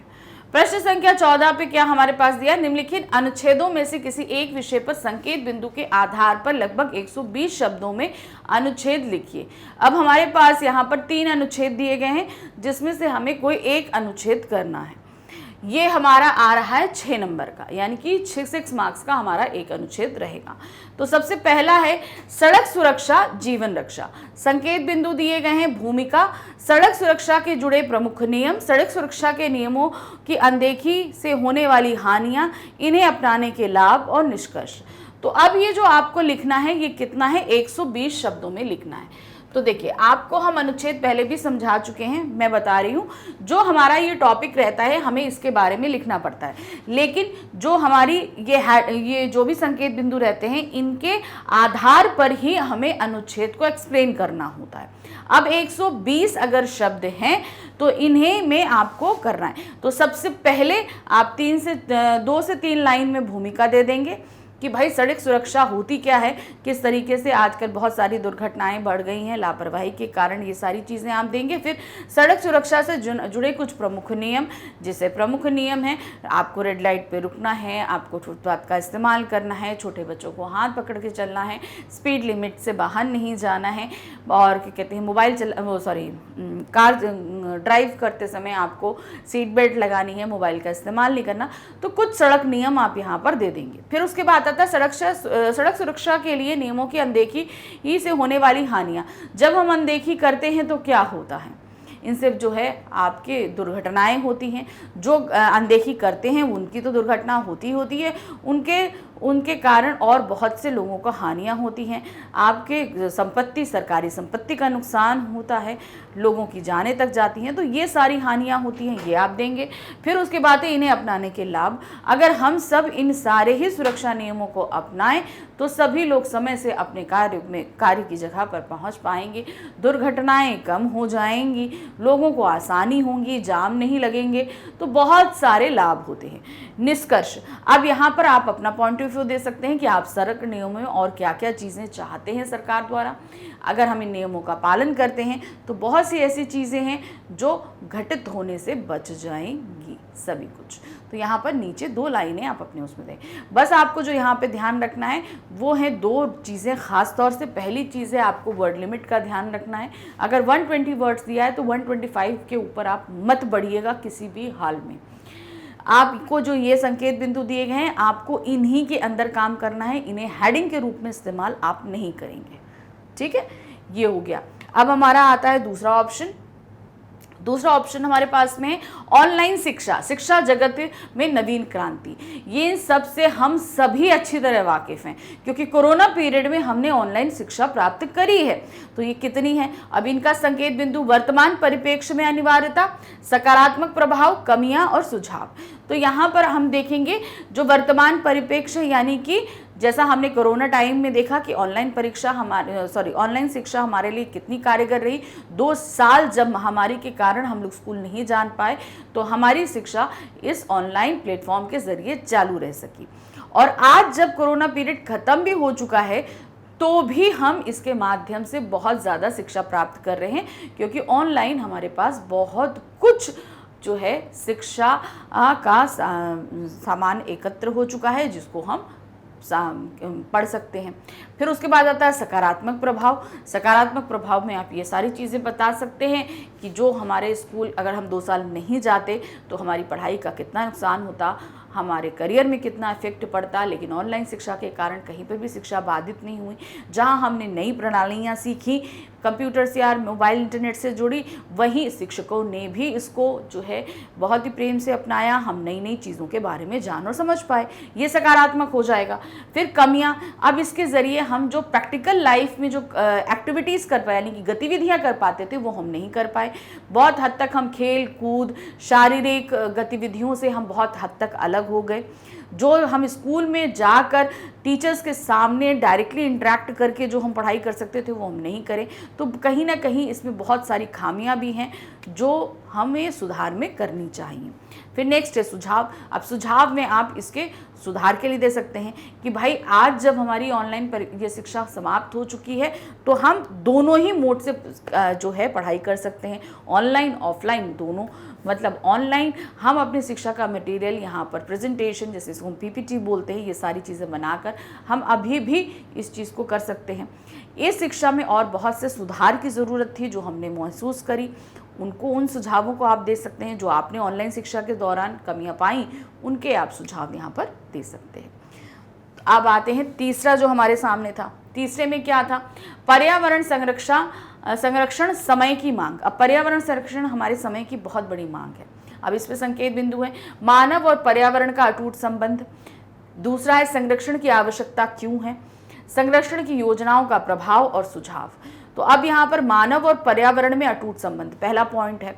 तो भाई मानव का जीवन पर्यावरण पर ही डिपेंड है। अगर हमारे पेड़ पौधे नहीं रहेंगे, पर्यावरण संतुलन रहेगा तो मानव का अस्तित्व खतरे में है। अब हम इससे किस तरीके से जुड़े हैं? हमारा जीवन बिना ऑक्सीजन के नहीं हो सकता, तो ऑक्सीजन हमें जो है पेड़ों से प्राप्त होती है। पर्यावरण पर खतरा होगा, प्रदूषण होगा तो हम बीमार ज़्यादा पड़ेंगे, और अगर ये पोल्यूशन बढ़ेगा तो ग्लोबल वार्मिंग होगी, बहुत सारी चीज़ें ऐसी होंगी। तो इन्हें हम अब इनकी आवश्यकता, संरक्षण की आवश्यकता क्यों है? क्यों? अपने अस्तित्व को बचाए रखने के लिए, मानव को अपने अस्तित्व और इस धरती को बचाए रखने के लिए पर्यावरण का संरक्षण आवश्यक है। क्योंकि अगर हमारा पर्यावरण जो है खतरे में आता है तो मानव का अस्तित्व खतरे में आएगा और एक दिन आकर ऐसा होगा कि पृथ्वी ही जो है एक गर्म गोले में तब्दील हो जाएगी। इसलिए इसको संरक्षण की बहुत ज़्यादा आवश्यकता है। फिर संरक्षण की योजनाओं का प्रभाव। अब संरक्षण की, अब आप जैसे देख रहे हैं ग्लोबल वार्मिंग हो रही है, जैसे ओजोन परत में हमारा छेद हो गया है, तो उन सभी को करने के लिए बहुत सारे पर्यावरण संरक्षण के जो हैं वो कार्यक्रम चलते हैं। अब ये जो इनका प्रभाव क्या हुआ है कि काफ़ी हद तक अब हमारे जो हरियाली नष्ट हो चुकी थी, हम एक देखेंगे औद्योगिक विकास के कारण भी बहुत हरियाली नष्ट हुई, पोल्यूशन बहुत ज़्यादा बढ़ गया था। तो ये सारी चीज़ें जो ये संरक्षण किए गए हैं उनकी वजह से इनमें थोड़ा बहुत सुधार हुआ है, लेकिन अभी भी हमें बहुत ज़्यादा सुधार की ज़रूरत है। आप इन सुधारों के लिए आप सुझाव दे सकते हैं।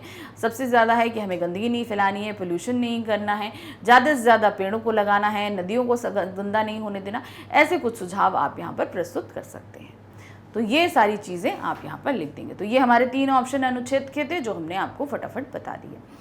अब आते हैं नेक्स्ट, हमारा क्वेश्चन है पत्र हमें लिखना है। अपने छोटे भाई को नियमित रूप से प्रातः भ्रमण एवं व्यायाम की सलाह देते हुए पत्र लिखिए। तो ये एक पत्र हम जैसे छोटे भाई का है अपने छोटे भाई को, तो ये क्या है, एक अनौपचारिक पत्र है। ठीक है, ये एक क्या है, अनौपचारिक पत्र है। ठीक है, अनौपचारिक पत्र का हमारा फॉर्मेट क्या रहता है, सबसे पहले यहाँ पर हम अपना पता लिखते हैं। ठीक है, क्या लिखते हैं, अपना पता लिखते हैं। तो ये 3 या 2 लाइन आप स्टार्टिंग के अपने पते में दे दीजिए। फिर उसके बाद हम यहाँ पर दिनांक दे देते हैं, जो भी आप लिख रहे हो दिनांक दे देते हैं। फिर दिनांक हम जो भी देते हैं उसको लिखने का फॉर्मेट हमारा दिनांक का क्या रहता है, जैसे हम यहाँ पर देख रहे हैं 23 मार्च है, तो हम यहाँ पर 23 मार्च 03 नहीं लिख के यहाँ पे क्या लिखेंगे, 23 मार्च 2003। ये अनौपचारिक पत्र में हम लिखते हैं।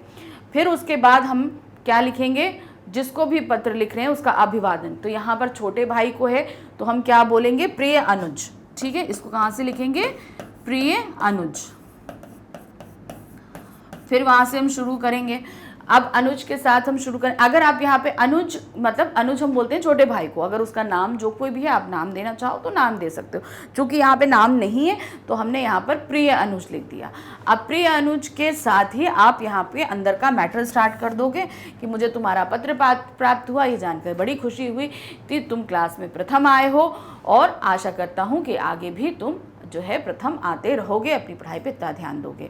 फिर उसके बाद यहाँ पर प्रातः भ्रमण, तो पढ़ाई के साथ साथ अपने स्वास्थ्य का ध्यान रखना भी बहुत ही ज़्यादा ज़रूरी होता है। तो सुबह उठकर प्रातः काल उठकर भ्रमण पर जाया करो। इस भ्रमण से हमारे शरीर का खून का संचार अच्छा रहता है। हम सुबह जब जल्दी उठते हैं तो स्फूर्ति महसूस करते हैं। व्यायाम करना बहुत ही ज़्यादा ज़रूरी होता है, इससे हमारा शरीर चुस्त दुरुस्त रहता है, दिमाग अच्छा रहता है, पढ़ाई में मन लगता है। और ये सारी चीज़ें आप बताते हुए पूरा पत्र लिखोगे। एंड में उसे बहुत सारा प्यार, माता पिता को प्यार देते हुए आप इस पत्र को एंड करोगे और अपना नाम लिख दोगे। तो ये हमारा फॉर्मेट रहता है। फॉर्मेट में ध्यान रख लीजिए कि हर चीज़ हमें लेफ्ट हैंड साइड लिखनी है, राइट साइड पे हमारा कुछ भी नहीं आएगा। ये हो गया हमारा अनौपचारिक पत्र। अब आते हैं हम नेक्स्ट पत्र पे, अथवा 2 पत्र दिए गए हैं, दोनों में से कोई एक लिखना है। दूसरा पत्र क्या है, समाचार पत्र पत्रिकाओं में अनेक प्रकार के भ्रामक और दिशाहीन विज्ञापनों पर रोक लगाए जाने के संबंध में नगर के पुलिस अधीक्षक को पत्र लिखिए। तो अब यहाँ पे हमें क्या करना है, पुलिस अधीक्षक को पत्र लिखना है। तो यहाँ पर हम क्या लिखेंगे, हमें पुलिस अधीक्षक का नाम तो पता नहीं है, तो हम यहाँ से क्या शुरू करेंगे, पुलिस अधीक्षक महोदय। ठीक है, पुलिस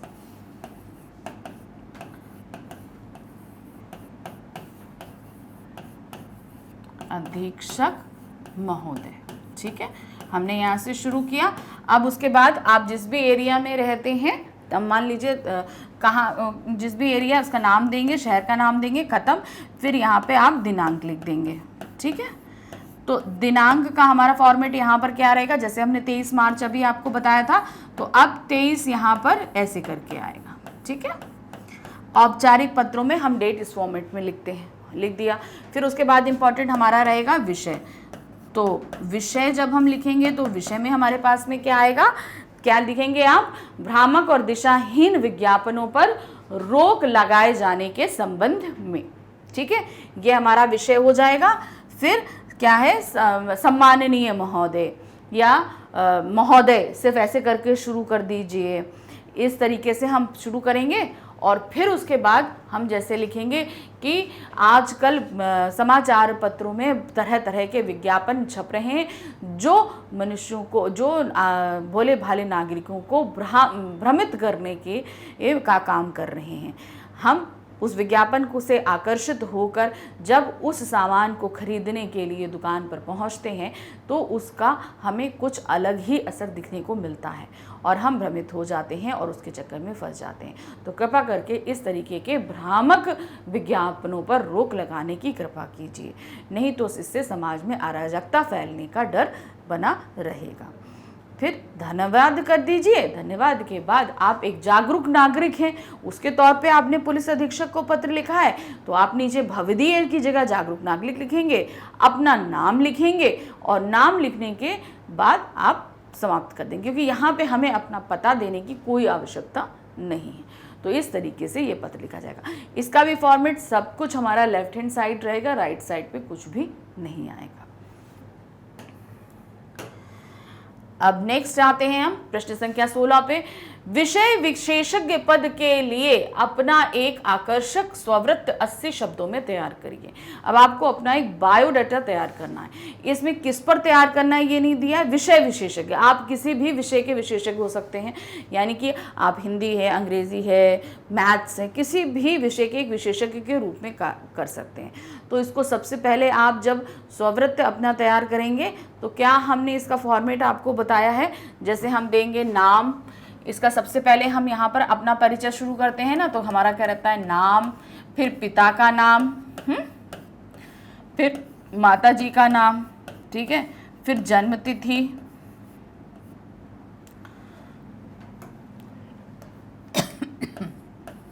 फिर जन्म तिथि, ये सब आप यहाँ पर लिखते जाएंगे। फॉर्मेट ध्यान रखिएगा, फॉर्मेट आपको पहले बताया गया हुआ है। जन्म तिथि के बाद हमारा क्या आएगा, फिर हमारा आता है पता आता है, ठीक है। फिर पता के बाद में हमारा क्या होता है, आपका दूरभाष नंबर, दूरभाष आया, फिर आपका मोबाइल नंबर आया, मोबाइल नंबर के बाद आपका ईमेल एड्रेस आया, ठीक है। तो इस लाइन में आप सारा दे देंगे। फिर इसके बाद आपका जैसे ही आपका ये खत्म होगा उसके बाद आपकी क्या शुरू हो जाएगा, ये जैसे ही खत्म होगा इसके बाद आपका आ जाता है शैक्षणिक योग्यता, ठीक है।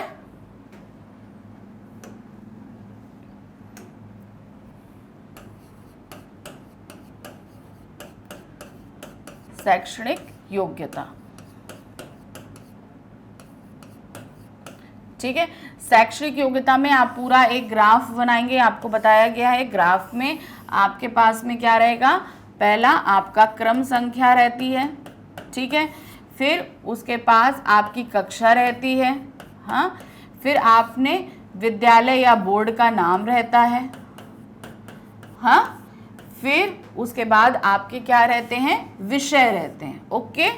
फिर आपका विषय आएगा, विषय के बाद में आपका क्या आएगा, किस सन में आपने, सॉरी यहाँ कक्षा के बाद में सन आएगा, किस समय में, किस वर्ष, सन या आप वर्ष भी लिख सकते हैं यहाँ पे, ओके।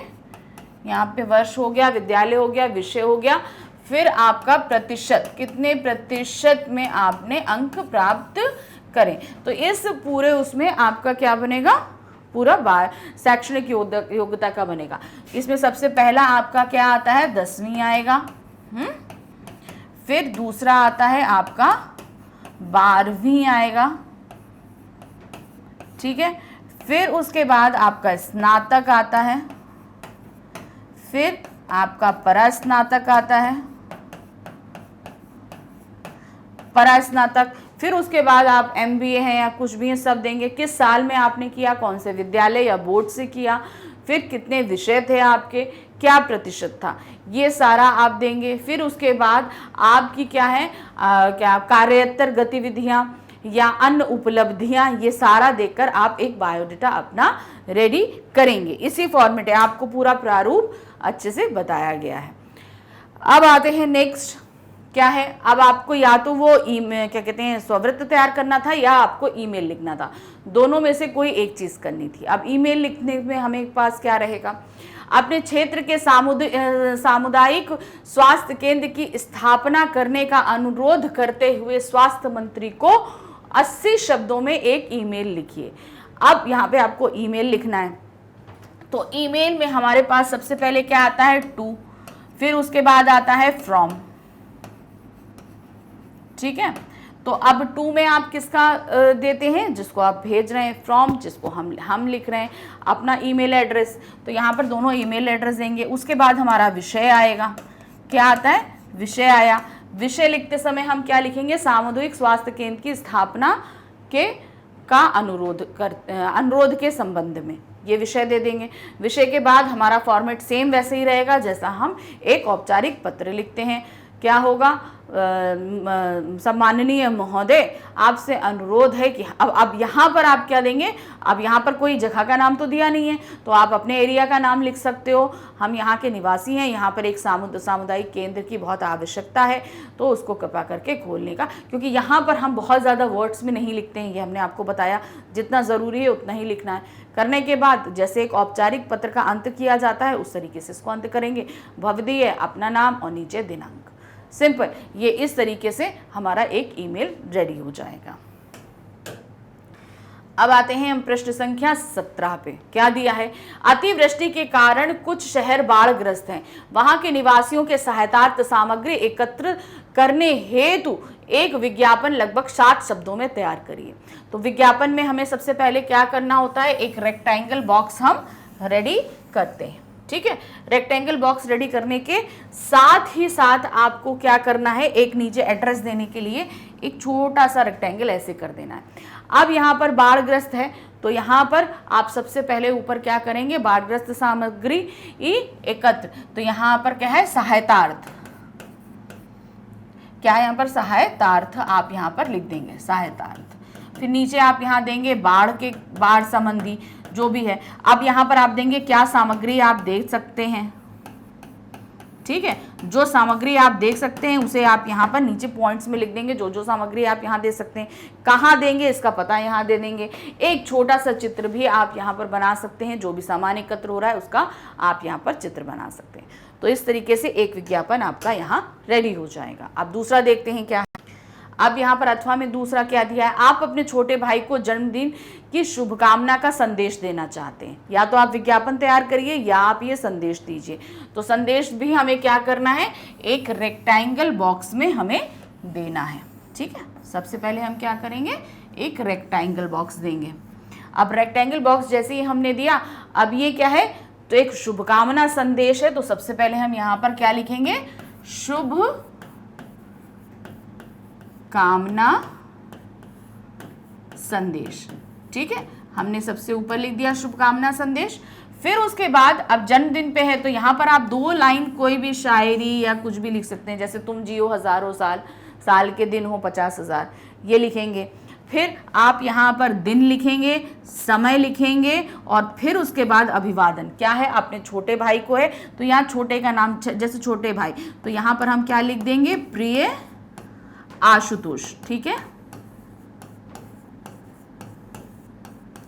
हमने उसका नाम लिख के और फिर जन्मदिन की बधाई के ऊपर 2 या 3 लाइन लिखने के बाद नीचे आप अपना नाम लिख देंगे, जो भी आपका नाम हो उसे आप यहाँ पर मेंशन कर देंगे, ठीक है। यहाँ पर नीचे आप अपना नाम मेंशन कर देंगे। सिंपल, आपको इस तरीके से करना है और कुछ नहीं करना, इस तरीके से हमारा संदेश हो जाता है। तो ये हमारा यहाँ पर संदेश भी हो गया। तो यहाँ पर आपका यानी कि डीएवी पब्लिक स्कूल का जो मिड टर्म का आपके सामने पेपर आया था, वो हम पूरा सोल्यूशन आपके लिए लेकर आ गए। तो यहाँ पर ये मत सोचिए कि मिड टर्म चला गया है तो हमें कोई मतलब नहीं है, भाई प्रैक्टिस करनी है, ये सारी चीज़ें हमारे एग्जाम में आने वाली हैं। तो बस स्कूल भी यही प्रयास कर रहा है कि आपकी प्रैक्टिस होती रहे, हम भी यही प्रयास कर रहे हैं कि आपकी प्रैक्टिस होती रहे। तो आगे बहुत सारी चीज़ें हैं हम जो आपके एग्जाम के लिए लेकर आते रहेंगे, तो देखते रहिएगा। मैग्नेट ब्रेन्स आपको 100% फ्री एजुकेशन देता है। ये सारे ही वीडियो यानी कि आप देख रहे हैं किंडरगार्टन से लेकर क्लास 12 तक, Hindi medium, English medium, CUET, JEE, NEET, railway, हर एक चीज़ की प्रिपरेशन आपको कराता है, वो भी 100% फ्री। इसके लिए ना आपको कोई पैकेज लेना है, ना कोई कूपन लेना है, ना ही कोई पेमेंट करना है। ये सारे ही वीडियो 100% फ्री आप प्राप्त कर सकते हैं यूट्यूब पे, हमारी वेबसाइट पे और हमारे ऐप पे। डेली अपडेट्स के लिए आप हमारे सोशल अकाउंट फेसबुक, इंस्टाग्राम, आपका क्या कहते हैं व्हाट्सएप और टेलीग्राम से भी जुड़ सकते हैं। तो डेली अपडेट जो भी आपके सब्जेक्ट से रिलेटेड रहेगा आप वहाँ से प्राप्त कर सकते हैं। Thank you for watching, bye bye.